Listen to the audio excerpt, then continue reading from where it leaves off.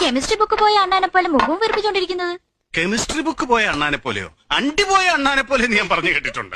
അത് സണ്ണിച്ചായ നമ്മുടെ പുന്നാരമോൻ കൈവിട്ടു പോയോന്നൊരു സംശയം. അതെന്നാ മോളെ പോയോയ്ക്ക് ഇത്രോ നീട്ടം എന്ത് പറ്റി? ഇന്ന് രാവിലെ പുതിയതായിട്ട് ഡീസന്റ് ആവാൻ തുടങ്ങിയില്ലേ, അതുവരെ ഒരു കുഴപ്പമുണ്ടായിരുന്നില്ല. ഈ മുകളിലെ ബെഡ്റൂമിനോട് ചേർന്ന് റോഡിലേക്ക് ഒരു ബാൽക്കണി ആവശ്യമുണ്ടോ സണ്ണിച്ചായ? നമുക്കതൊന്ന് അടച്ചു കെട്ടിയാലോ? ഇവൾ എന്തൊക്കെയായി പറയുന്നത്? ഒരു കാര്യമില്ലാതെ സോന വെറുതെ ഒന്നും പറയില്ല എന്ന് നിങ്ങൾക്കറിയാലോ.